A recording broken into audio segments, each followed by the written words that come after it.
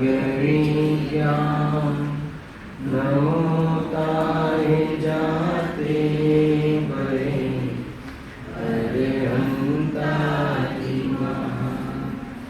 करी मंगल करियो ग्रंथ करने को काज जाते मिले समाज सब पावे निज पद मिथ्या देवादिक बधे थाए मिथ्या पाप तजी तेने साचा भजो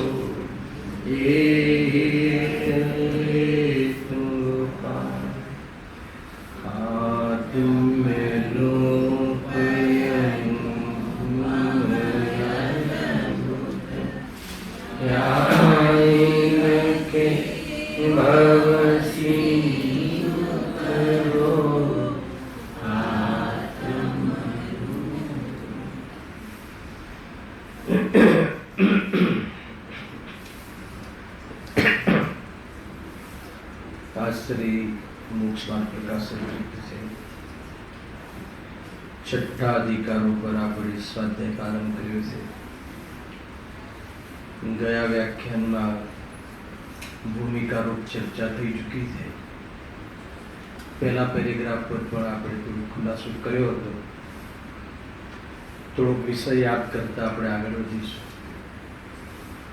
અહીંયા कुदेव कुगुरु कुधर्म निराकरण कुदेव कुगुरु कुधर्म संबंधी जेने श्रद्धान से आस्था से सुखी थवा माटेनु जेमा आत्महित माटे जेने आस्था से ए जीवनो जीवन में क्यारे मोक्ष मार्ग प्रारंभ नहीं थाय। कुल मळीने एम कहेवुं छे कि कुदेव कुगुरु कु शास्त्रनी जे श्रद्धा है ये श्रद्धा एमने मोक्ष मार्ग में बाधक है। एमां बहुत सरस लॉजिक आप्युं छे कि अहींया आ पकड़ लेवा पाछळनो शुं हेतु छे, शाना माटे आ पकड़ लेवुं जोईए। तो एम कहे छे पंडित जी के अनादिकाळथी जीवोने मिथ्यादर्शन आदिक भाव छे।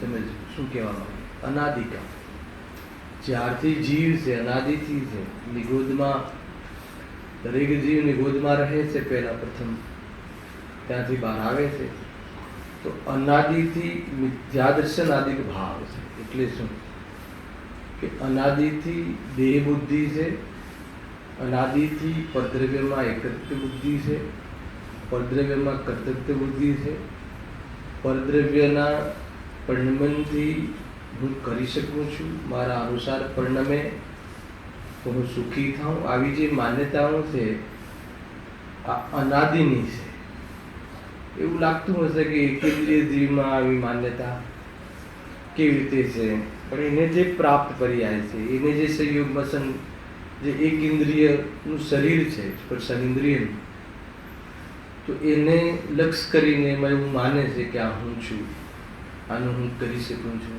अमारे आधीन है एवं माने हवे त्याथी जीव निकळीने मनुष्य गति में आवे छे तो ये जेनी अनादिथी जेनी मान्यता है एनी ज पुष्टि करनाराओनो समागम करे छे।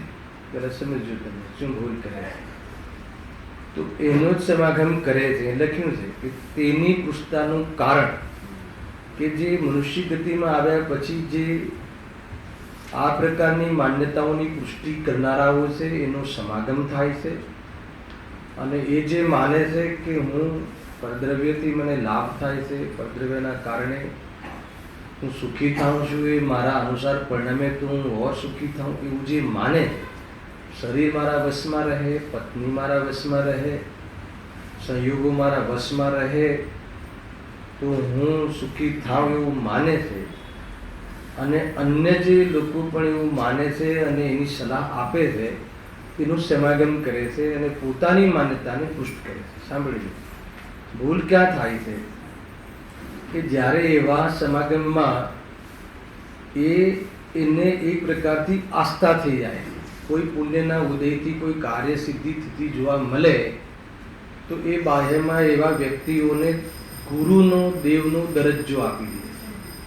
સાંભળ્યો, ભૂલ ક્યાંથી ગ્રહિત મિથ્યાત્વ કહેતી થાય છે કે ગ્રહિત મિથ્યાત્વ એટલે અનાદિનું માને તો છે જ, અને વળી પાછું એની પુષ્ટિ કરાવનારાઓનો સંપર્ક કરે છે, સમાગમ કરે છે, એની સાથે સત્સંગ કરે છે, માની લો કે ના એની દ્રષ્ટિએ તો, અને પછી એમાં દેવની અથવા કે આજ મારા હિતકારી છે એમાં દેવની કે ગુરુની કલ્પના કરે છે ને, એનો આભાસ કરે છે, એનો દરજ્જો આપી દે છે, અને પછી એની પ્રશંસા કરે છે, અને એના એ સંબંધી ભક્તિ આદિ કરીને એને ધર્મ માને છે. કુલ મળીને આ એ ધર્મ એટલે મેં ધર્મ કર્યો, મેં આમ આસ્થા કરી અને એની સેવા કરી, મેં એનું આજ્ઞામાં રહ્યું, એનું અનુસરણ કર્યું, અંદરમાં એના પ્રત્યે મને અહોભાવ આવ્યો. ખ્યાલ આવ્યો?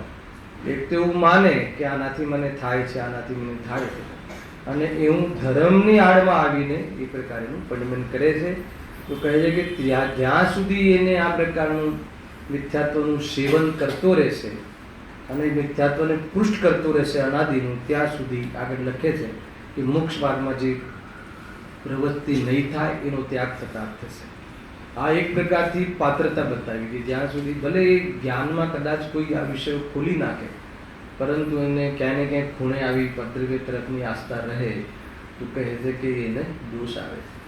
આમાં એક પ્રશ્ન બને છે, બેનનો પ્રશ્ન પણ છે, અને ગઈ વખતે થોડોક ઇશારો પણ કર્યો હતો મેં, કે કોઈને એવું થતું હોય કે ભાઈ આપણે જો લોકની અંદર નિમિત્તિક કાર્યો અનેક થાય છે, અવસર થાય, સાંભળી લો, ક્યાં લોકો આનો આડ લઈને ક્યાંય ઘુસાડે છે આ મિથ્યાત્વ.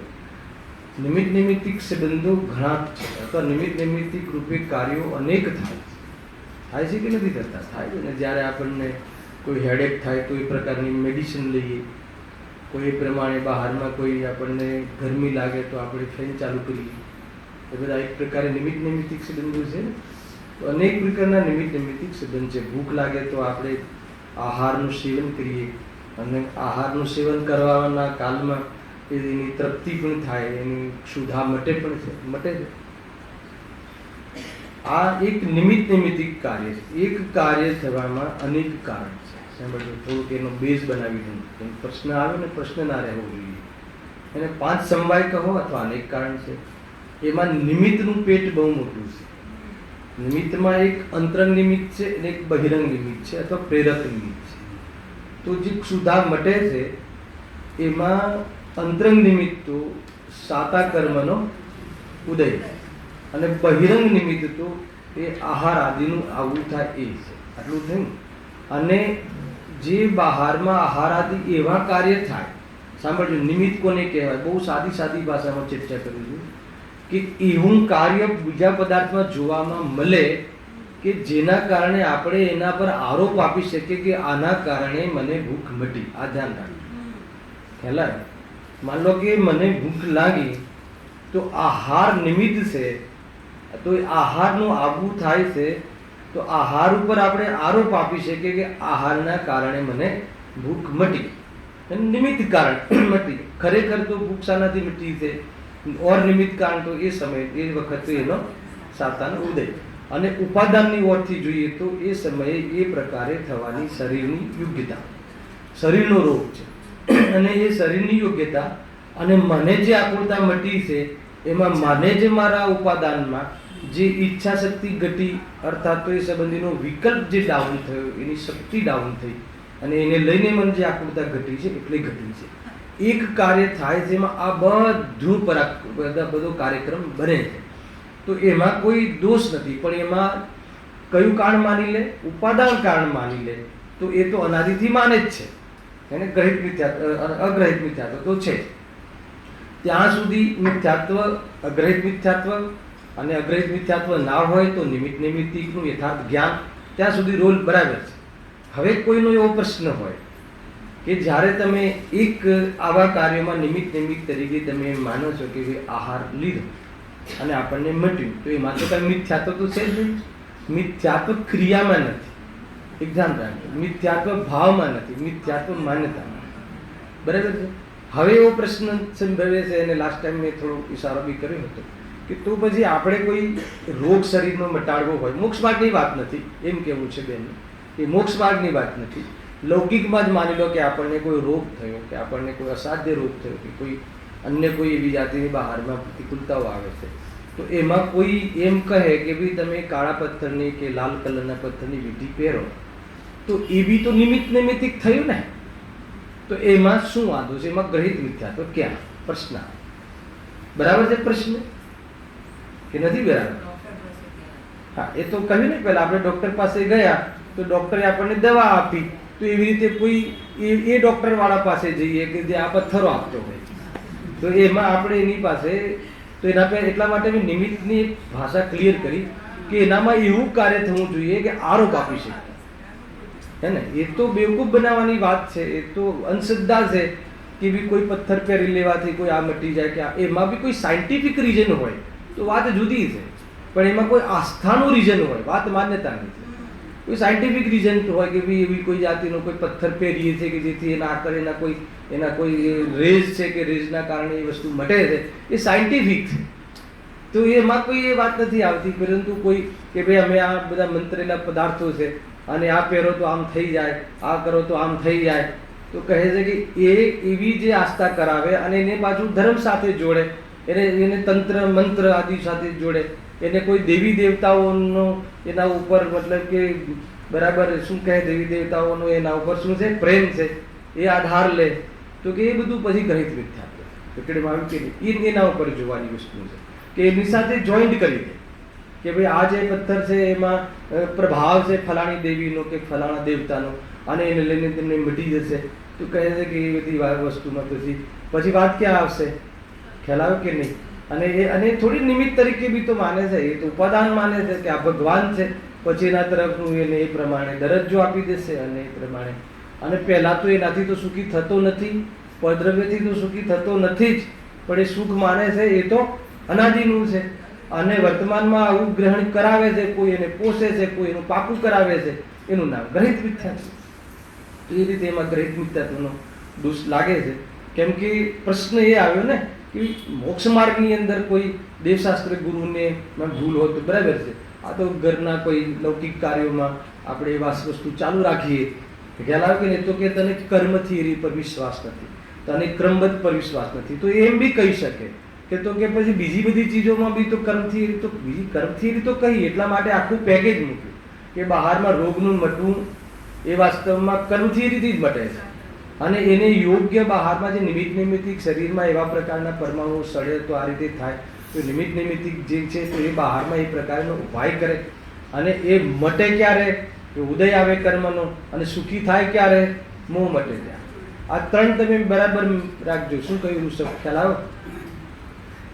તો નહીં તો લોકો પછી એકાંત કરે, ડોક્ટર પાસે નહીં જવાનું, તો કે ડોક્ટર પાસે તું દેહની આસક્તિના કારણે જાય છે એક, અને તને રોગ મટાડવો હોય તો તું ડોક્ટર પાસે જા, ભુવા પાસે નહીં જા, કેમ કે ભુવાનું નોલેજ નથી, એ ભુવાનો વિષય નથી. વાત એ હતી લાસ્ટ વ્યાખ્યાનમાં, હે ને. કોઈ આપણને કોઈ અંદરમાં છાતીમાં પેઇન થાય છે તો ભુવાનું કામ છે કે ડૉક્ટરનું કામ? બાહ્યમાં લૌકિક નિમિત્ત તરીકે તો કે ડૉક્ટરનું કામ છે, કેમ કે એ સંબંધી, એ પાર્ટ સંબંધી, એ ઇન્સ્ટ્રુમેન્ટ સંબંધી એને નોલેજ છે, ખ્યાલ આવે કે નહીં? તો એ નોલેજના અનુસાર એ ઉપાય કરે છે, અને એમાં મટવું ન મટવું બહારમાં નિમિત્ત તરીકે કર્મનો આધાર છે, એને અનુકૂળ આવવું કે ન આવવું એ તો સાતાવીરની કર્મનો ઉદય હોય તો એ પ્રમાણે અનુકૂળ આવે છે એ દવા આદિ, અને એમાં તો પણ સુખી થવું ના થવું એનો આધાર કોણ છે? કસાય. કસાય માટે, મોહ માટે શરીરથી, તો જ તું સુખી થાય, એક નંબરની વાત છે. બાકી બધી આજુબાજુની વાતો છે.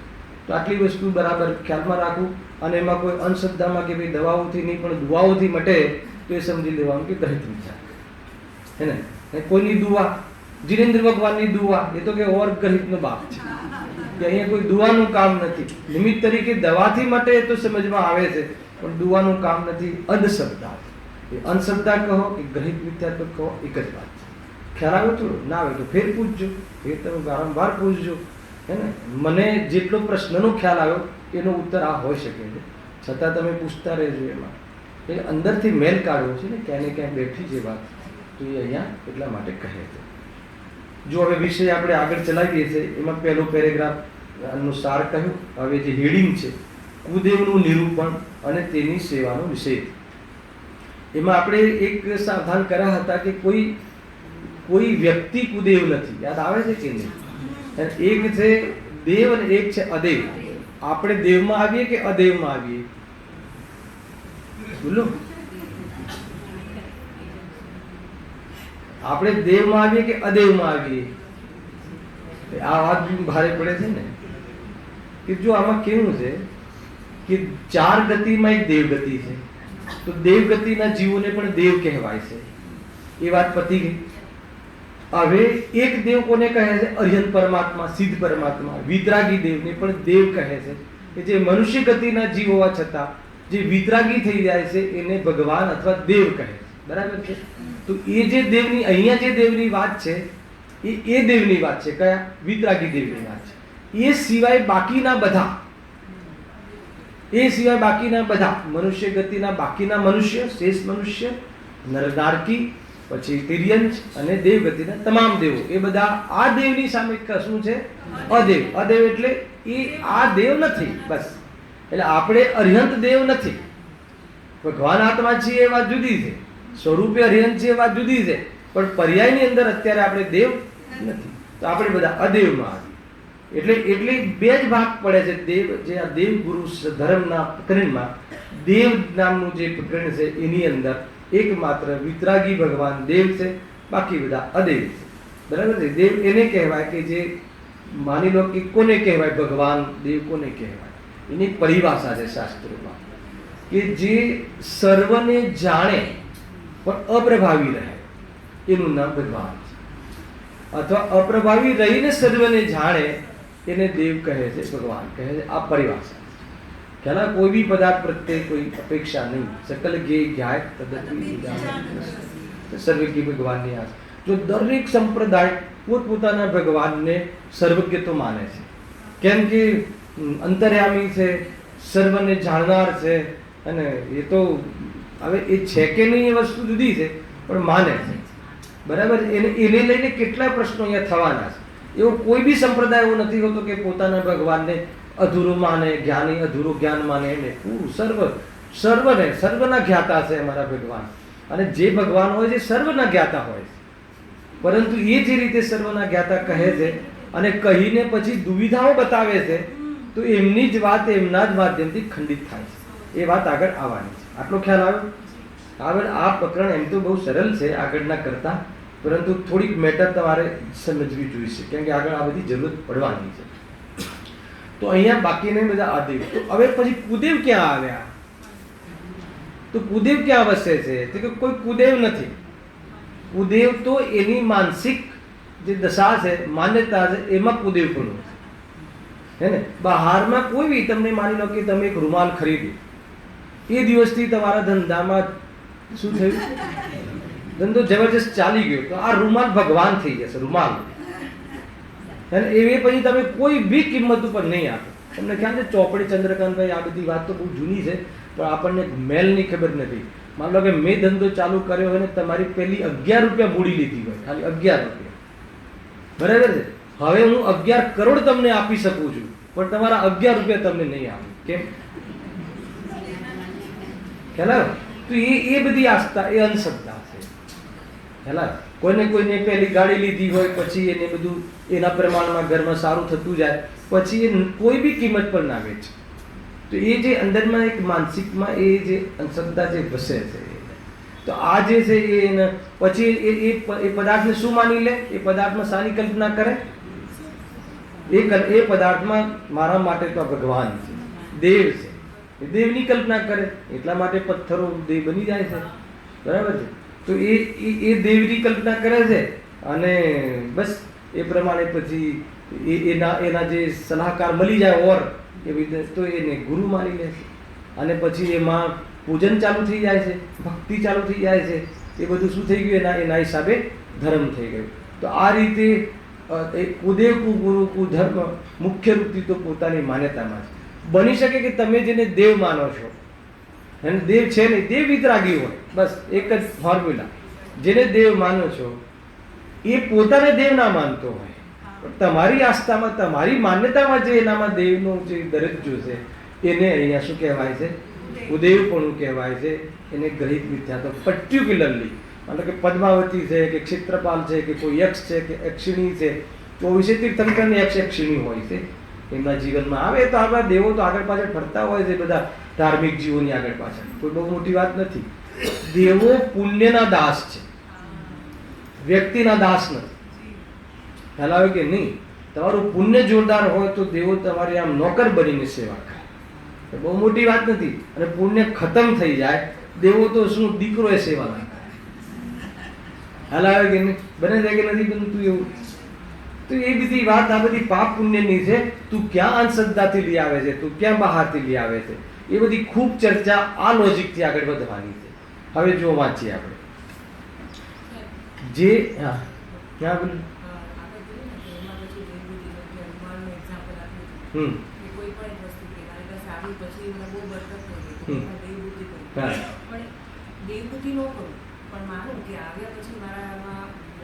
એટલે શું માનો તમે? આ નાથી થયું છે. આત્માની દ્રષ્ટિ થયા વગર નિમિત્તિક જીવ ન માની શકે. હું ચૈતન્ય સ્વરૂપ છું, જાણવું મારું સ્વરૂપ છે, એને જાણવું દેખવું મારું પરિણામ, મારી ક્રિયા છે. અને એ પદાર્થ જે આવ્યો અને ગયો અને વિકલ્પ આવ્યો એ જ્ઞેય છે. એ રીતે જ્યારે જ્ઞાન અને રાગની જ્યાં સુધી ભિન્નતા ન વાસે ત્યાં સુધી નિમિત્તિક બોલે ખરો, પરંતુ એ નિમિત્તિક ન માને, એને ઉપાદાન કાળ માની અને એ વાસ્તવમાં મિથ્યાત્વનું સેવન કરતો હોય. ખ્યાલ? મતલબ હું તમને આટલી બધી ચર્ચા કરું છું, નિમિત્તિકની ખુલાસા કરી નાખું છું, પણ મારી માન્યતામાં હું નિમિત્તિક માનું છું કે મારાથી તમને સમજાય છે એમ માનું છું. અને મારાથી તમને સમજાય છે તો હું તમારો ગુરુ થયો કે નહીં. ભલે હું ગુરુ શબ્દ ના વાપરું, પણ ગુરુની હું ફિલિંગ, એટીટ્યુડ મારું ગુરુનું રહે કે ના રહે, તો એ પ્રમાણે એ કુદેવપણાની અંદરમાં માન્યતા રહે છે. તમારી બી થાય કે નહીં, કમસે કમ ભલે તમે ગુરુનો કોઈ વ્યવહાર બાહેમાં ન કરો, એ જ્યારે વિશેષ લાભ થાય ત્યારે કરો, પરંતુ એક શરૂઆતમાં તમને અંદરમાં એવી ફિલિંગ કે તમારા એટીટ્યુડમાં આવી જાય કે આ મારા ગુરુ છે.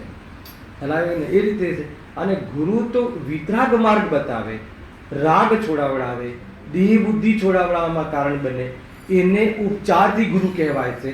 બાકી તો ઇષ્ટોપદેશમાં તો કહે છે કે તું સ્વયં પોતાનો ગુરુ છે, કે જ્ઞાન સ્વયં પોતાને શીખવાડે છે, સ્વયં પોતાને એક પ્રકારથી એને એજ્યુકેટ કરે છે, પોતાને તૈયાર કરે છે. ખ્યાલ? આ રીતે છે. બરાબર? એ ચાલતો વિષયમાં તો પ્રશ્ન જેટલા થાય એટલા કરજો. તાત્કાલિક સ્પોટની વાત છે હે ને, કે જે ચાલતો વિષય તો શું છે, તમારું માનસ બનેલું હોય અને બધાનું બનેલું હોય તો ઉપયોગી થઈ પડશે. બરાબર? છતાં કોઈ વિશેષ ખ્યાલ ના આવતો હોય તો વિચારીને પછી ચર્ચા કરી શકો છો.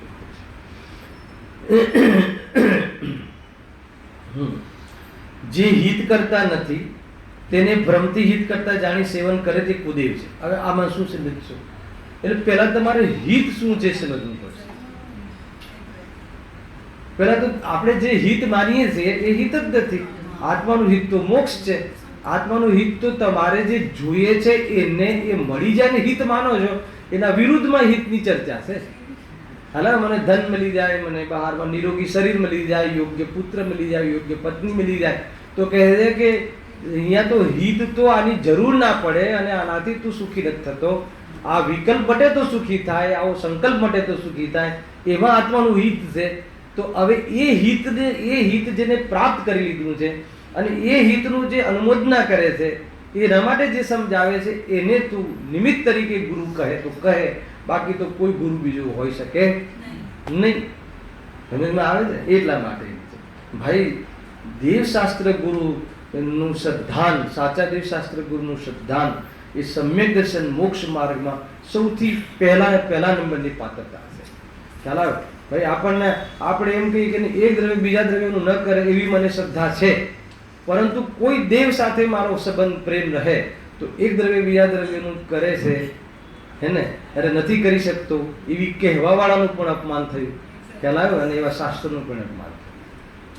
નહીં પણ પછી પેલી વાત આવે ને કે આમ લોકમાં તો હું તમને સમજાવું છું, તમે મને મારી પાસે સમજો છો, તો કે આ બધું નિમિત્તિકનો માહોલ છે. કોઈને સમજાવવાથી કોઈ સમજતું નથી. સમજાવવાનો રાગ આવ્યો એટલે સમજાવવાની ક્રિયા થઈ, એ પણ મારી નથી. અરે એમાં જે જાણવું થાય છે એ હું છું, એ જાણવું થાય છે મારો સ્વભાવ છે, સાંભળજો. અને આ જે જાણવાનો રાગ થાય છે અને સમજાવવાનો રાગ થાય છે એ હું નથી, એવું જે જાણવું થાય છે ભેદ જ્ઞાન છે, એ સમ્યક જ્ઞાન છે. અને આ સમ્યક જ્ઞાન થાય તો મોક્ષ માર્ગ ખુલે છે, એમાં મિથ્યાત્વ ત્યાં ઊભું નથી રહેતું. અને જેટલું પણ બહારમાં આપણને આસક્તિ છે પર પદાર્થના લક્ષ્યની, એ છૂટતી જાય છે અને જીવ મુક્તિને પ્રાપ્ત થઈ જાય છે. ખ્યાલ આવે કે નહીં? શાના માટે? શું એમ કે ભાઈ કર્મ થિયરી છે કે નહીં? મને હજુ બી નથી સમજાતું કે લોકો ખોટા ભાવ ને ખોટા પાપ બહુ કરે, ખોટા કાર્યો બહુ કરે અને બહારમાં પછી એવી વ્યવસ્થા શોધે કે કોઈ અનુકૂળતા મળી જાય. તો તું પાપ નહીં કર ને, કે જે બહારમાં અનુકૂળતા પ્રતિકૂળતાનો જે નાચ છે ને એ પાપ પુણ્યનો છે, એ કર્મનો છે. તો પાપના પરિણામથી એ બધી વ્યવસ્થાઓ બહારમાં અનુકૂળતાઓ પ્રતિકૂળતાઓ થાય છે અને પુણ્યથી અનુકૂળતાઓ થાય છે. અને ધર્મ બંનેમાં નથી. જે આપણે કામ કરવું છે એમાં આ બંને પરિસ્થિતિમાં કંઈ કામ નથી. બંને પરિસ્થિતિમાં શું રહેવું જોઈએ?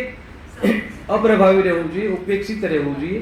એ તો બહારના કર્મની પોઝિશનો છે, એમાં મારી સાથે કાંઈ લેવા દેવા. એ આખો અલગ ટ્રેક છે, મુક્તિનો માર્ગ અલગ ટ્રેક છે. ખ્યાલ આવે ને? એ રીતે છે. અહીંયા જો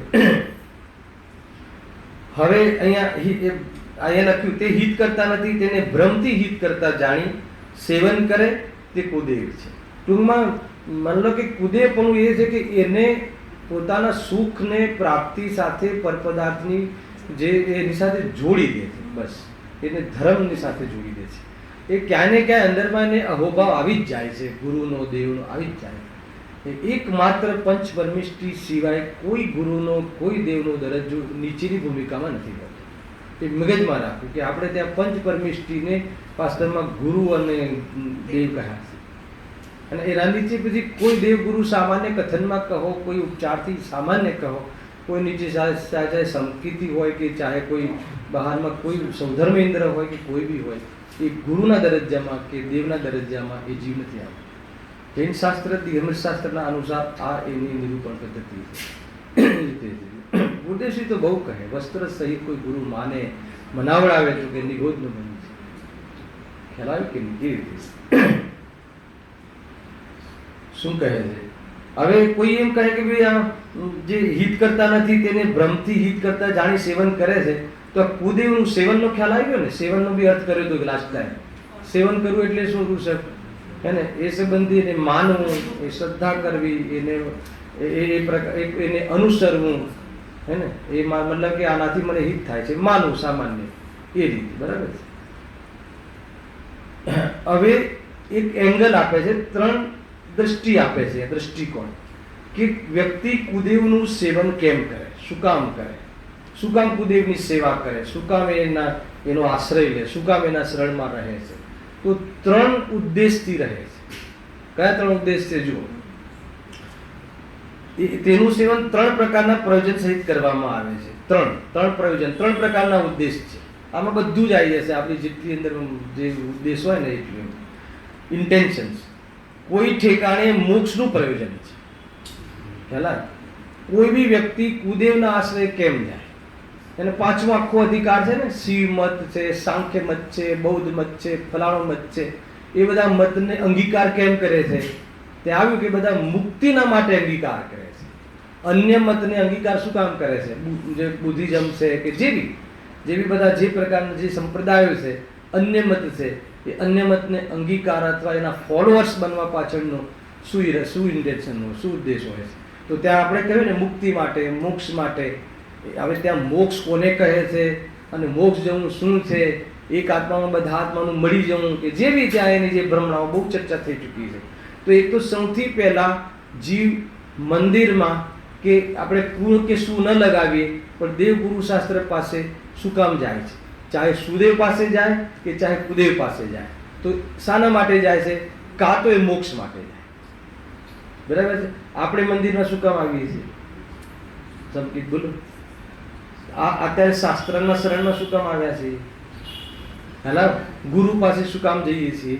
શિવેન્દ્ર ભગવાન પાસે શું કામ જઈએ છીએ? શાના માટે જઈએ છીએ? બતા. કોઈ ગૃહસ્થી માટે, કોઈ લૌકિક લાભ માટે કે મોક્ષ માટે? બોલો, ચિંતા કર્યા કર, બોલો. કોઈ મિથ્યા તો નહીં ઘૂસી જાય. મોક્ષ માટે. પાકી વાત છે ને? એટલે મોક્ષ માટે કહ્યું એનો અર્થ એ થઈ ગયો કે અન્ય કામના માટે નહીં. હવે મોક્ષ માટે તો વિચારો કે ભગવાન મોક્ષ આપે છે કે નથી આપતા? બોલો, આપે છે તો પછી શું કામ જઈએ કે નહીં?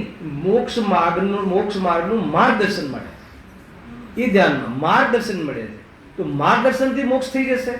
તો કે માર્ગદર્શનના અનુસાર પ્રવર્તન કરે જીવ, સ્વયં પોતાના ઉપાદાનથી કરે તો મોક્ષે જાય. બસ આટલી ક્રિયા સમજવી. હેલા ને, એકદમ કન્સેપ્ટ ખ્યાલ આવે છે? બરાબર. એનાથી કાંઈ પણ આગળ પાછળ કોઈ મનમાં ચાલતું હોય તો શું સમજવાનું? ગ્રહિત મિથ્યા તો ઘૂસી જશે. સમજમાં આવે છે કે આ છે મતલબ જ નથી, એ બધી ગ્રહણ કરવાની વાત આવી ગયા. તો ખોટું જે અનાદિથી પરદ્રવ્ય મને દુકાન ચલાવડાવે છે તો આ મોક્ષે લઈ જાય છે. તો વાત તો એક નહીં કરી. માર્ગદર્શન મળે છે, એવી કાર્ય થાય ત્યારે એના પર આરોપ માત્ર આવે, કાર્ય ન થાય ત્યાં સુધી તો કોઈ મતલબ જ નથી. એને ખ્યાલ આવે એ રીતે જો સિદ્ધાંતો બહુ કામમાં આવે આમાં સમજવામાં. એક તો આ પોઈન્ટ બરાબર છે કે મોક્ષનું પ્રયોજન છે. બીજું શું હોઈ શકે? પોતાનાથી વિચારો વાંચ્યા વગર શું પ્રયોજન છે? હે, હા બહુ આ લખ્યું એમાં કયું બે એમાં ભેદ કર્યા. કોઈ ઠેકાણે તો પરલોકનું પ્રયોજન છે અને કોઈ ઠેકાણે આ લોકનું પ્રયોજન છે. એટલે શું? કાં તો કોઈને આ ભાવનું કે ભાઈ આ ભાવમાં મને બધું બરાબર સરખું મળે, શરીર નિરોગી થાય ને બહારમાં અનુકૂળતાઓ મળે, એને સારા વિવાહ મળે ને સારા ઘર મળે ને સારું શું એ ખબર નથી. સારું કોને કહેવાય એની પાસે કોઈ પરિભાષા નથી. ક્યારેક સારું કહે, ક્યારે એને જ ખરાબ કહે. એ તો આપણે બહુ ભણ્યા છે યાર. કાંઈ મતલબ જ નથી. રાગના ને મોહના ઠેકાણા જ ના હોય. બદલાયા રાખે ભૂત નહીં જાય. ચંચલ છે ને એ છે. તો અહીંયા એક તો આ લોકનું પ્રયોજન, એટલે આ ભાવમાં પ્રયોજન હોય કે ભાઈ પ્રભુ હું તારા શરણમાં એટલા માટે આવ્યો છું કે મને આટલી દુવિધાઓ છે એ જરા સોલ્વ થઈ જાય અને એમાં સફળતા મળી જાય. અને બીજું એક પરલોકનું એટલે કે ચલો આ લોકમાં તો તારી ઘણી દયા રહી, ઘણી કૃપા, ભગવાન તારી માયા, આ શબ્દ બોલીએ, ભગવાન તારી કૃપા, ભગવાનની મરજી, આપણી અનાદિની આદતવાળા જ શબ્દો બોલીએ છીએ આપણે. ભાઈ શું કરીએ? ભગવાનની મરજી. જો બોલવામાં મિથ્યાત્વ નથી, માનવામાં મિથ્યાત્વ. હલાવે કે નહીં? ભગવાનની કૃપા, જેવી ભગવાનની મરજી હશે એવું થશે. આ એક સહેજ આપણે બોલતા હોઈએ છીએ. ખ્યાલ એવું નથી. આ તું જે સ્ટડીમાં જે લૌકિક અભ્યાસમાં જે અમેરિકા જેવા જે મોટા દેશ છે ત્યાં બી આ બહુ ચાલે છે. ત્યાં ટીવી પર એડવર્ટાઇઝમેન્ટ આપતી જાય છે. એક મિત્રએ મને કહ્યું, આ ચર્ચા થતી હતી તો કહે કે તે એડવર્ટાઇઝમેન્ટ આવી જાય કે પંડિત મહારાજ સંપર્ક કરો, કે પીર મોહમ્મદ સંપર્ક કરો, જે કોઈને ઘરની કાંઈ પણ સમસ્યા હોય તો તમે સંપર્ક કરો 24 કલાક. બરાબર છે? ત્યાં બધી સિસ્ટમ છે. પછી મેં થોડુંક જિજ્ઞાસાથી પૂછ્યું તો એ સમસ્યાઓ દૂર કરી શકે છે? મેં પૂછ્યું. મેં કીધું ખરેખર શું છે, શું પ્રોસિજર છે, સાંભળ્યું? તો કહે કે એ લોકો સૌથી પહેલા ફોન કરે, ડાયરેક્ટ ના મળે, ફોન પર ક્રેડિટ કાર્ડ માંગી લે, નંબર તમારો, એટલે તમે ટેક્સીનું જે મીટર ચાલુ ને એમ ચાલુ 2 કલાક સુધી ચર્ચા કરો તો એનું ચાલુ. પછી મેં પૂછ્યું કે ઠીક છે, એ બધી એની પદ્ધતિ થઈ વેપારની, પણ એ જે આપણી સમસ્યાઓ છે એનું નિરાકરણ કરે તો કે એકવાર ઇન્ટરવ્યૂ લેવામાં આવેલો. એને એક આખી વિધિ બતાવી કે એકવાર ઇન્ટરવ્યૂ લીધો હતો કે ભાઈ આ સમસ્યાઓ તમે મટાડી શકો છો? એટલે કે ના, સમસ્યા કોઈ અમે મટાડી શકતા નથી, અમે તો કાઉન્સેલિંગ કરીએ છીએ. પહેલાં કે માનો લો માણસને કોઈ વ્યક્તિને તકલીફ હોય તો અમે એને સમજાવીએ, જેમ આપણે દીકરા દીકરી લડે તો સમજાવીએ ને એમ સમજાવીએ છીએ, બીજું કાંઈ કરતા નથી. થોડુંક માની લો કે જ્યોતિષ જાણતા હોઈએ તો બતાવી દઈએ કે ભાઈ તારું આ પ્રકારે ભવિષ્યમાં થવાનું છે, કે આ અમે બતાવીએ છીએ, બાકી કોઈ અમે કરતા નથી. પણ લખે એડવર્ટાઇઝમાં એમ કે અમે સર્વ સમસ્યાઓનું સમાધાન કરી દઈએ. સમસ્યાનું જ્ઞાન નહીં, એને શું થવાનું છે એનું જ્ઞાન નહીં, અથવા એને આપણે બી સમજાવીએ ને આપણે દીકરા દીકરીને તો કે બસ એ રીતે. પણ કે લોકો આવે છે, પૈસા ખર્ચે છે, ખ્યાલ આવે? એટલે એવું નહીં સમજવું કે જે ભણેલા છે એ મૂર્ખ ના હોય. એ ખ્યાલ અંધશ્રદ્ધામાં સૌથી વધારે એજ્યુકેટેડ પીપલ જાય. તમે જોઈ લેજો, જેટલા બી ટીવીમાં જે પ્રસંગો આવે છે, જેટલા બી એજ્યુકેટેડ લોકો હોય છે એ વધારે ત્યાં જોવા મળે. એટલે કે આ અલગ વાત છે. ખ્યાલ આવે? આ તો અંદરની શ્રદ્ધાની વાત છે કે અંદરમાં એને શ્રદ્ધાથી કે નહીં આ ઠીક છે, પૈસા તો હું કમાઈ લઉં છું આ રીતે એન્જિનિયરિંગથી, પણ બહારમાં સુખ તો આ મને કરી આપશે. હવે પહેલાને પેલો એવો ગેરમાર્ગે દોરે છે જીવને, ખ્યાલ તો પણ એ નથી સમજતો. અંદરમાં શ્રદ્ધા કામ કરે છે ને, શ્રદ્ધાના આધાર ઉપર સંસાર ટકે છે. મિથ્યા શ્રદ્ધાના આધાર ઉપર સંસાર ટકે, એટલે બીજ કહ્યું છે. એટલે આપણે રોજ દુકાનમાં બેગ લઈને કેમ નીકળીએ છીએ? કે અંદરમાં શ્રદ્ધા છે કે હું કમાઈ શકું છું, અને કમાઈએ તો ધનથી લાભ થાય છે. અગર જો એ શ્રદ્ધા ના હોય તો આ પગ ઉપડે નહીં. અને શ્રદ્ધા સાચી થઈ ગયા પછી જે પગ ઉપડે છે બહુ ઔપચારિક હોય છે, અને એ પણ હવે ધીરે ધીરે બંધ થઈ જાય છે. આ એક કન્સેપ્ટ છે. અહીંયા જે સમજાવવામાં આવે છે કોઈ અંધશ્રદ્ધા નથી, કન્સેપ્ટ છે. કેવી રીતે સંભવ છે કે કોઈ આપણને બહારમાં કોઈ થોડુંક સોફો ફેરવી આપે, કે થોડું આ કરી આપે, કે થોડું ઘરનો દરવાજો બદલી આપે, કે કોઈ ખૂણામાં વધારે વજન કરી આપે તો આપણા કરેલા પાપ એ મિથ્યા થઈ જાય, નિર્જા થઈ જાય? કેવી રીતે સંભવ છે? તો પછી બધા ઉપાય એ જ કરે ને. હું તો કહું છું કે અગર કમાવાતું હોય તો પછી દુકાન જવાની જરૂર શું છે? ખ્યાલ આવે? અરે એ જે વ્યક્તિ પાસે તમે જાઓ છો એ બી તો કમાવા માટે કરે છે. તમે એમાં વિચાર કરો તો એમ લાગે કે એકદમ હંબક છે, છતાં લોકો જાય છે, છતાં લોકો માને છે. આ તો મોક્ષ માર્ગ માટેની વાત છે કે તને મોક્ષ માર્ગમાં એકમાત્ર વિતરાગી દેવશાસ્ત્ર ગુરુ એનું સ્વરૂપ ખબર હોવી જોઈએ. ખાલી નામ નહીં, ખાલી નામ માટે ખાલી આવું એમ નહીં, એનું સ્વરૂપ ખ્યાલમાં હોવું જોઈએ. અને કશાય તરફનું આપણું જે વલણ છે એ વલણ આપણું ઢીલું પડવું જોઈએ. તો સમજવું કે આપણે સાચા દેવશાસ્ત્ર ગુરુનો વ્યવહારથી પણ શ્રદ્ધાન કહ્યું. લૌકિક વ્યવહાર, નિશ્ચયવાળો વ્યવહાર તો પ્રતીતિ થાય ત્યારે કહેવાય. જુઓ, એક તો એ પ્રયોજન થયું, તથા કોઈ ઠેકાણે આ લોકનું પ્રયોજન છે, કોઈ ઠેકાણે પરલોકનું પ્રયોજન છે. બસ બીજું ઠીક છે, આ ભાવમાં આપણને બરાબર છે, તો હવે ભાઈ હવે મારો આગળનું બી જોજો, એને નેક્સ્ટ ભાવનું પણ થોડુંક હે ને એના પર બી કૃપા કરી દેજો. તો એવી રીતે આ જીવ પોતાને ઠગે છે. હવે જો આગળ બહુ સરસ વાત કરી. હવે એમાંથી કોઈ પણ પ્રયોજન તો સિદ્ધ થતું નથી. આ એક પ્રકારથી બ્રહ્મકથન છે. કોનાથી સિદ્ધ થતું નથી? આજે બહારમાં જે ખુદે ગુરુ કુશાસ્ત્રના જે પણ આસ્થા અને એ જે બી વિધિ બનાવે ને એની જે સેવા કરીએ અને એને જે પણ વિધિ બતાવી વિધિ કરીએ, મંત્ર તંત્ર જાપ આદિ તે એની સેવા દીવા બત્તી અગરબત્તી જે પણ કરતા હોય, તો કે એનાથી કોઈ કાર્યની સિદ્ધિ થતી નથી. અને એનાથી કાર્યની સિદ્ધિ થતી હોય તો લોકો એ જ લાઈન લાગી જાય, એ જ કરે ને. તો કાર્યની સિદ્ધિ શાનાથી થાય છે? જો કેટલી વસ્તુ લખ્યું છે, કોઈ પણ પ્રયોજન તો સિદ્ધ થતું નથી, અને પણ કંઈક વિશેષ હાનિ થાય છે. બહુ મોટી વાત છે. કોઈ પણ પ્રયોજનની સિદ્ધિ થતી નથી. જે પણ સિદ્ધિ થાય છે પાપ પુણ્યને આધીન થાય છે. જેટલી પણ સિદ્ધિ થાય છે બાહ્યની સિદ્ધિ પાપ પુણ્યને આધીન છે, આત્માને આધીન નથી, અને કોઈ અન્ય આવા કોઈ દેવી દેવતાઓને આધીન નથી. ખ્યાલ આવે? કોઈ દેવી દેવતાઓને ખુશ રાખે કે એને નારાજ કરીએ એના કારણે આ કોઈ બહારમાં અનુકૂળતા પ્રતિકૂળતા થાય, એવી માન્યતા તદ્દન જૂઠી છે. ખ્યાલ આવે કે નહીં? જોઈ લો, ઇતિહાસ ગવાહ છે. કર્મ થિયરી, મોટા મોટા જે જ્ઞાનીઓ, ધર્માત્માઓ, મહારાજાઓ, રાજાઓ, એના જીવનમાં કેટલી ઉથલ પાથલ આવે છે. આપણે ત્યાં તો ઘણા ઉદાહરણ છે. શ્રી રામચંદ્ર જોઈ લો, હલાવે કે નહીં, 14 વર્ષની વનવાસ, એમાં ક્યારેક જાય, બેગામ આગળ જાય તો દેવોનો પકડ તો આવે જ છે. એમાં બી દેવો શું કરે? આખી નગરીની રચના કરી. અને ક્યારેક કોઈ જે સીતાનું હરણ કરી લે ત્યારે એકે દેવ ના આવે. કોઈ કાર્યમાં તો દેવોની સહાય મળે, અને કોઈ કાર્યમાં દેવોની સહાય ના મળે. એ શું બતાવે? પાપ પુણ્યનો ખેલ છે ને. પુણ્યનો ખેલ હોય તો દેવો આવી જાય, રગડતા આવે, નાક રગડતા સહાય કરે, અને પુણ્યનો ઉદય હોય તો, અને પાપનો ઉદય હોય તો ભાગી જાય, યાદે ના કરાવે.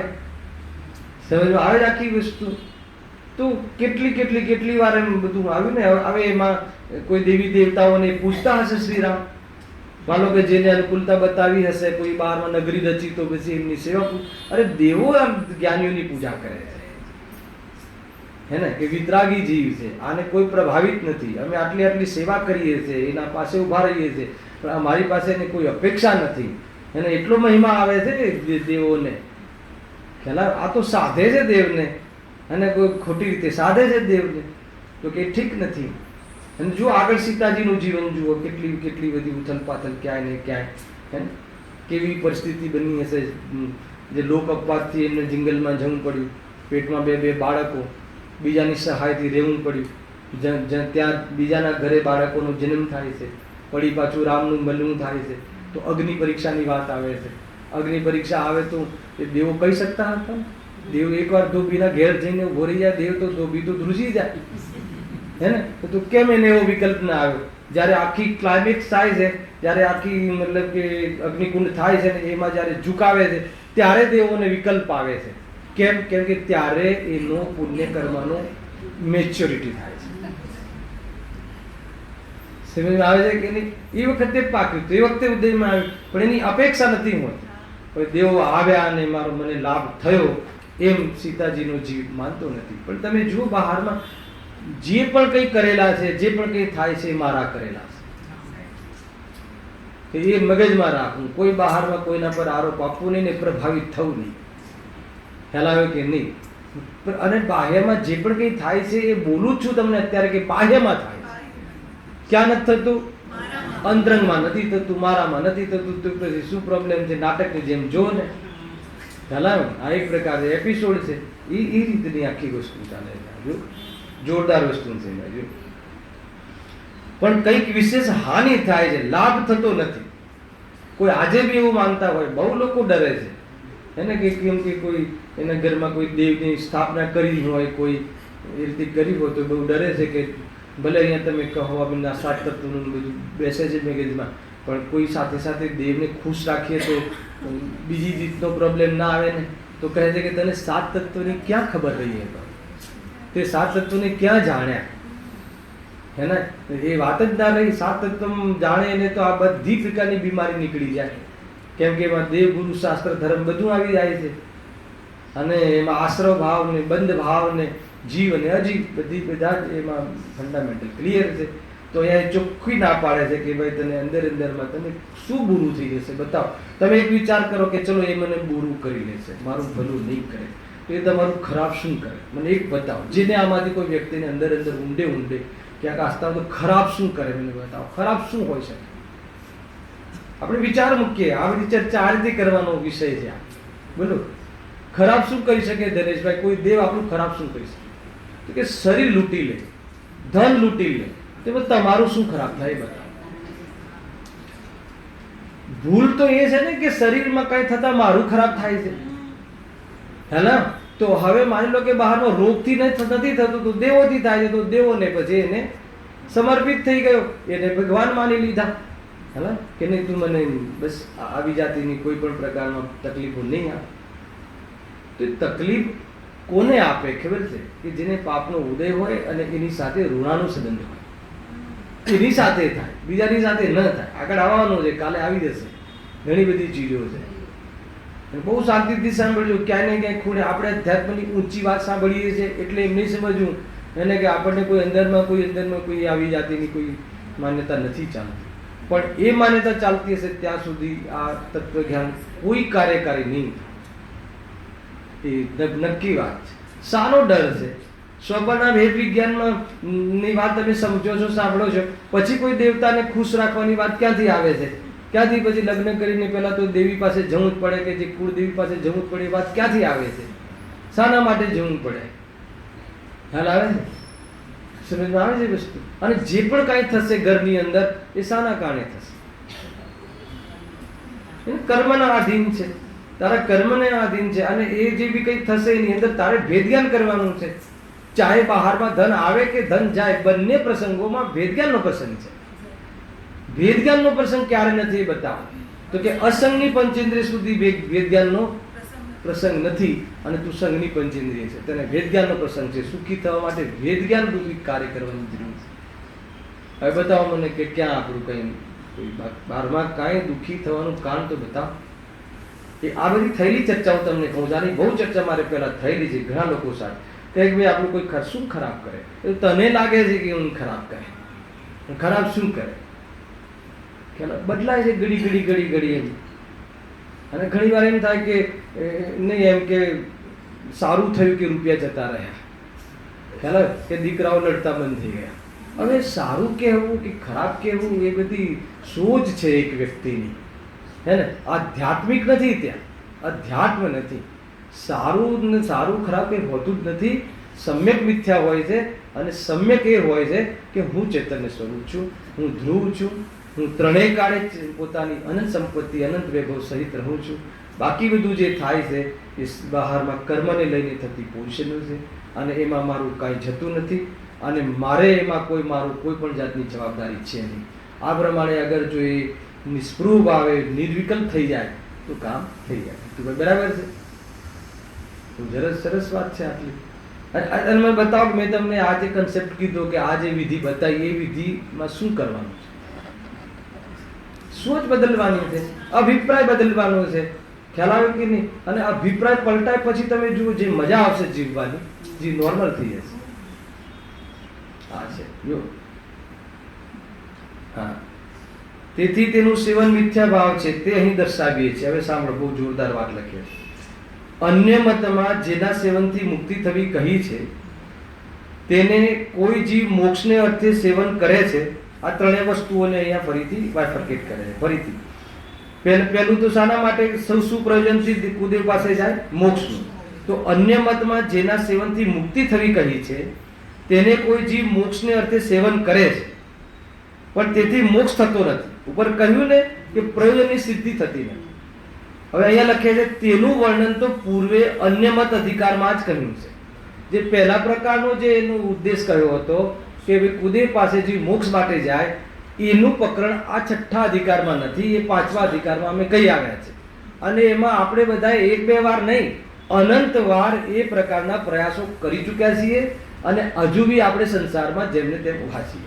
એનો અર્થ કે એ બધા ઉપાયથી કાર્યની સિદ્ધિ થતી નથી.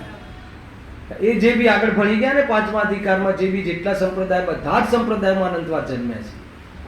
ખ્યાલ આવે કે નહીં? બહુ વાર કરી ચૂક્યા છે, પણ આપણે કાર્યની સિદ્ધિ થઈ નથી. ક્યારે ન થાય? કેવી રીતે થાય? કુદેવના શરણમાં. તો કે સુદેવના શરણમાં તો થઈ જાય ને. તો કે જેને થશે એ સુદેવનું શરણ જરૂર હશે, પણ સુદેવના શરણમાં આવ્યા પછી બી કરશે તો થશે. પછી કોઈ ગેરંટી છે કે નહીં એ બતાવો. તો ગેરંટી તો એને પોતાના પર છે ને, કરે તો થાય, પણ ત્યાં તો ગેરંટી ન થવાની ગેરંટી છે. અને અહીંયા થશે તો આ રીતે જ થશે. સુદેવ પાસે આવશે, તત્વ સમજશે, એ પ્રમાણે પ્રતીતિ કરશે અને ભગવાન બની જશે. હેલા, બાકી કોઈ રીતે સુખી થવાનો ઉપાય નથી. જો હવે અન્ય મતમાં કહેલા દેવને, બીજી પ્રકારનો અન્ય મતમાં કહેલા દેવને એટલે કુદેવને કોઈ પરલોકમાં સુખ થાય, દુઃખ ન થાય એવા પ્રયોજન અર્થે સેવે છે. હવે તેની સિદ્ધિ તો જો આવે પુણ્ય ઉપજાવતા અને પાપ ન ઉપજાવતા થાય છે. ખ્યાલ આવે કે નહીં? એ કાર્યની સિદ્ધિ કોઈ બહારમાં કોઈ ના આધારે થતી નથી, કોઈ કુદેવના આધારે, પાપ પુણ્યના આધારે થાય છે. પણ પોતે તો પાપ ઉપજાવે તથા કહે કે ઈશ્વર મારું ભલું કરશે, પણ એ તો અન્યાય થયો. ખ્યાલ આવે કે નહીં? પાપ બહુ કરે ને પછી ભગવાન પાસે શું થાય? શું કામ જાય? ભલું કરવા માટે. હવે જો ભગવાનને પણ કોર્ટમાં ઉભા કરે છે પંડિતજી, કારણ કે ઈશ્વર કોઈને પાપનું ફળ આપે અને કોઈને ન આપે એવું તો છે નહીં. શું કહે છે? જો ઈશ્વર મારું ભલું કરશે, પણ એ તો અન્યાય ઠર્યો. શું કરે? પાપ કરે અને પછી ભગવાન પાસે જાય કે પ્રભુ મને માફ કરી દો, અને અથવા તમે મારું ભલું કરો. અને જો ભગવાન ભલું કરે, એ લખ્યું ને કે ઈશ્વર કોઈને પાપનું ફળ આપે અને કોઈને ન આપે, હે ને? કોઈને આપે ને કોને આપે ને કોને ન આપે એ બતાવો. હવે એની સેવા કરે એને પાપનું ફળ ન આપે, અને એની સેવા ન કરે એને પાપનું ફળ હલાવે કે નહીં? એવું માને છે એ લોકો, એ રીતે છે. પણ એવું તો છે નહીં. જેવો પોતાનો પરિણામ કરશે તેવું જ ફળ પામશે. માટે કોઈનું ભલું બુરું કરવા વાળો ઈશ્વર કોઈ છે નહીં. એ જે ઈશ્વર માને છે એમાં બી આ વાત બેસતી નથી. કોનું ભલું કરશે, કોનું બુરું કરશે? તો કે એ તો એના કર્મને આધીન છે. એટલે કોઈ પણ ઈશ્વર કોઈનું ભલું બુરું કરવા નહીં અર્થ એ પ્રમાણે કોઈ વાત થઈ ઠરી નહીં. તો હવે સારો ડર. હવે શું કામ તમે કોઈ દેવને ઘરમાં રાખો? કયા ઘરમાં? હે ને? શ્રદ્ધામાં, માન્યતામાં. નહીં માન્યતામાં ન રાખીએ પણ ઘરે એકાદ પૂતળું હોય તો શું વાંધો, તો પછી રાખવું શું કેમ પડે? એ બધું એ દરિયામાં વહાવી દો. કોઈના ઘરે હોય તો વહાવી દો, ને તો થેલી ભરીને મને આપી દો, હું કરી દઈશ. હે ને? અને કોઈ એ દિવસે કોઈ એવી કોઈ વિના બની જાય તો કર્મથી એની પર શ્રદ્ધા કરજો. અને અરે તને તારા પાપ પર પણ ભરોસો નથી, તારા પુણ્ય પર પણ ભરોસો નથી. હે ને? પુણ્ય પર ભરોસો કર, પાપ પર ભરોસો કર. એ આશ્રવ તત્વ પર ભરોસો છે. અને આશ્રવ તત્વ પર ભરોસો એ આત્મા તત્વનો ભરોસો છે. એનું નામ સાત તત્વની શ્રદ્ધા છે, એનું નામ સમ્યક દર્શન. ખ્યાલ આવે કે નહીં? અને અન્ય તત્વની જે પરદ્રવ્યની બી શ્રદ્ધા કરવાનું કહ્યું ને સાત તત્વમાં, પરદ્રવ્યની શું શ્રદ્ધા કરવી? એ પર છે, એ હું નથી. ખ્યાલ આવે? એક શુદ્ધાત્મા સિવાય બાકી બધું પર છે. પર છે એટલે શું? મારા કાર્યની સિદ્ધિના કારણ નથી, અને એના કાર્યની સિદ્ધિમાં હું કારણ નથી, અકારણ છીએ. અગર એવી દ્રષ્ટિ થઈ જાય તો કેવું એકદમ ઉપેક્ષા વાળું જીવન. જો તમને કોઈ અપેક્ષા હોય ને કોઈની પાસે, તો જીવ સરેન્ડર થઈ જાય છે, બહુ વિકૃતિ આવી જાય છે. એ કહે ધર્મ બી માની લે છે. જોઈ લેજો તમે, તમને કોઈ અપેક્ષા રહે કે અંદરમાં કે નહીં મને કોઈ આ વસ્તુ જુએ છે ને મને આના વગર નહીં ચાલે ને એ કોઈની પાસે મને મળી જાય, તો પછી એ તમને કહે કે કંઈ વાંધો નહીં એને, પણ તમે આ પંથના ફોલોઅર્સ થઈ જાઓ તો તમારી બધી વ્યવસ્થા થઈ જશે. તો એને પછી ભગવાન માનવા લાગે છે કે જો ત્યાં તો ધર્મ સારો, આપણો ધર્મ કંઈ આપે? આપણા ધર્મમાં કોઈ કંઈ આપે? અરે આપણા ધર્મમાં કોઈ કાંઈ જરૂર ના પડે, તારે જરૂર પડે નહીં એવો તું છે એ બતાવે છે. અને પેલો જે તને આપે છે એ બી સ્થાયી છે, એ ધ્રુવ છે, એ પરમેનન્ટ છે.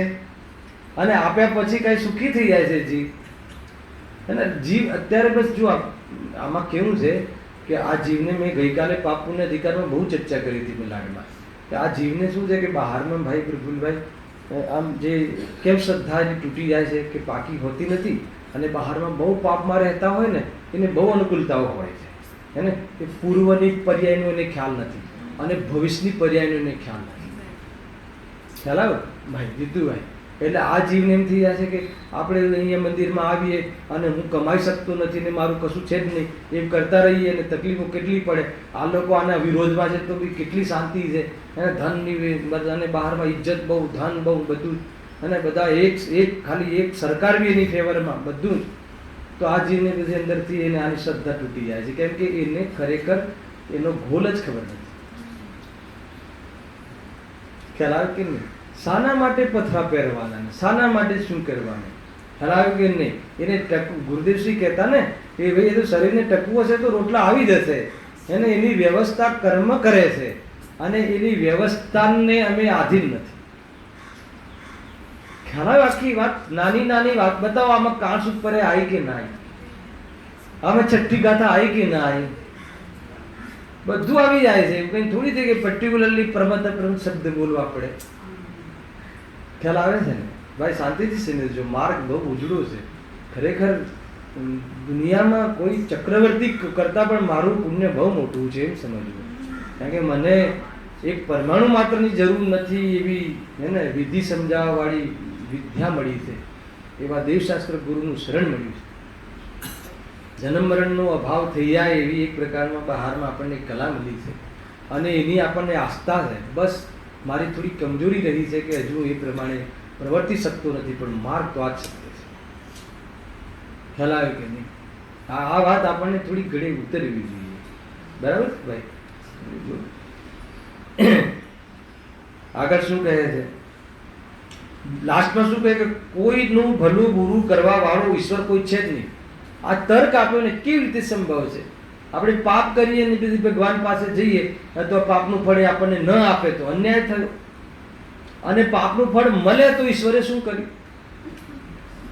અગર જો એ પાપનું ફળ ન આપે એવી વ્યવસ્થા હોય તો એવી તો વ્યવસ્થા સંભવ નથી, બેસતી જ નથી.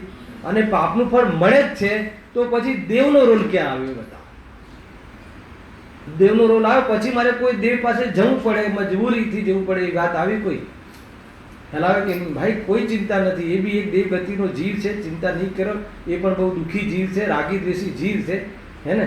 હવે પોતે બી રાગી દ્વેષી છીએ ને એ બી રાગી દ્વેષી છીએ, તો કેવી રીતે કોઈના ભલામાં નિમિત્ત પણ બને? આ જે પણ કોઈ કહું છું એ હું નથી કહેતો, આ વિતરાગી દેવની વાત છે, એટલે એ નિમિત્ત બને છે. એ તો હું તો એક જરિયા માધ્યમ છું. ખ્યાલ આવ્યો? મૂળ નિમિત્ત તો કોણ છે? અરિહંત પરમાત્મા, પંચ પરમેષ્ઠી, દેવ ગુરુ ધર્મ, એ સમજવું જોઈએ. એટલે ગુરુદેવસિંહ કહેતા ને અમે તો બધા આળતિયા છીએ એમ કહીએ, અમે તો આ તો શ્રી ભગવાનની વાણી છે લાવીને અહીં આપીએ છીએ, આમાં અમારું કાંઈ નથી. કેટલી વાર કહે, કોઈ દિવસ એમને એનો એમ અભિમાન કર્યું કે હું કહું છું, આ તો ભગવાને કહેલી વાણી છે, એ અહીંયા અમે પહોંચાડીએ છે. વળી એ દેવોનું સેવન કરતા, સાંભળજો બહુ જબરજસ્ત લોજિક છે, એ દેવોનું સેવન કરતા એ દેવોનું નામ તો દે અને અન્ય જીવોની હિંસા કરે. ખ્યાલ આવે તમને? કે તથા ભોજન નૃત્યાદિ વડે પોતાના ઇન્દ્રિય વિષયને પોષે, પણ પાપ પરિણામોનું ફળ તો લાગ્યા વિના રહેતું નથી. એ દેવોની સેવા કરે, નો શું કહ્યું? પણ એ દેવોનું સેવન કરતા એટલે એને અનુસરતા, એ દેવોનું નામ તો દે એટલે એ દેવોના નામને શું વટાવી ખાય, એ દેવોના નામે શું કરે? હિંસા આપે. કે નહીં ફલાણો દેવ છે ને એ બલિ માગે છે, જો એને બલિ આપીએ આપણે હે ને તો શું થઈ જાય? તો કહે છે કે આપણી કાર્યની સિદ્ધિ થઈ જાય. એક બલિ માગે છે બસ. બહુ વખત આવું દૂર ચાલે કે ભાઈ તો આપણે ત્યાં તો આ છે નહીં તો આ ઘુસાડી દે લોકો. આપણે પ્રતિમા બાહુબલીની ઊભી થઈ ને કાલે, તો પહેલાં થઈ નહીં, તો જો અન્ય મત હોય ને તો કે નહીં કંઈક દેવ નડે છે, દેવ કંઈક માગે છે, આપણે એને કંઈક ભોગ ચડાવવો પડશે. પછી વિધિ કરે. કઈ વિધિ કરે? ક્રેન લાવવાનું હતું, એને બરાબર સ્ક્રૂ કરવાના હતા, એ વિધિ કરી, થઈ ગઈ. હેલાવે કે નહીં? નહીં તો અન્ય મતમાં શું થાય પછી કે નહીં આ થતું નથી, તો કોઈ દેવનો આના પર કોઈ પ્રભાવ છે, કંઈક બલિ માગે છે, આવું બધું બનતું હોય છે. એટલે આપણે લોકો તો આનાથી વંચિત છીએ, આપણને આ બધી ખબર નથી. બાકી આવું બધું બહુ ચાલે છે. ખ્યાલ આવે કે નહીં? જોઈ ના શકીએ, બહુ આડંબર ને બહુ ખ્યાલ આવે, પાખંડપણું બહુ ચાલે છે. જો અન્ય જીવોની હિંસા કરે, અન્ય જીવોની બલિ આદિની પ્રવૃત્તિ કરે, નામ કોનું આપે? ફલાણા દેવનું. ભાઈ મને આવે છે દેવ, મારા માથે આવે છે અને મને રાત્રિમાં કહ્યું હતું કે ભાઈ એને આહાર તો હોતો નથી. દેવોને આહાર હોય છે, તો બધી એને ભોજન આપવાની શું જરૂર છે? ખ્યાલ આવે? એ ન માંસાહાર હોય છે કે ન શાકાહાર, આહાર જ નથી હોતો. અમૃત જરે છે એ ગંતર દેવને બી. સિસ્ટમ તો એક જ છે બધા દેવો માટે. એ કોઈ કોળિયાનો કે આપણો આહાર કોઈ એવો આહાર હોતો નથી. તથા ભોજન નૃત્યાદિ વડે પોતાના ઇન્દ્રિયના વિષયને પોષે. જુઓ, ભગવાનનું નામ દે. આજે ગણપતિનું બહુ ચાલે છે ને ચક્કર. આ તો પંચમકાળનો પ્રભાવ છે, હુંડાક્ષરણી કાળનો, કે આટલું બધું ગ્રહિત મિથ્યા તો રોડ ઉપર દેખાય છે. બાકી ચતુર્થકાળમાં ગ્રહિત મિથ્યાત્વ તો હોય છે, પરંતુ આવું એકદમ છડેચોક બહારમાં પ્રદર્શન નથી હોતું. તો અહીંયા માન લો કે કોઈ ગણપતિને દેવ માને, પછી એના અલગ અલગ પ્રકારના પ્રકારો બનાવે અને પછી એમાં શરાબ પીને નાચે અને ભોજન કરે અને ઇન્દ્રિય વિષયને પોષે અને શું નામ આપીને? આ ગણપતિના નામે, દેવના નામે. આમાં દેવ ખુશ રહે છે અને દેવ ખુશ રહે તો આપણને ખુશ કરે છે, રાખે છે, એમ સમજીને પોષે છે બધું. પણ એ પાપ પરિણામોનું ફળ તો લાગ્યા વિના રહેતું નથી. કાલે આગળ જંતર આદિનું બી ચેપ્ટર ચાલુ કરવું છે. ફરીથી આ પેરેગ્રાફ વાંચી અને આગળ કરીશું. સહેજાનંદી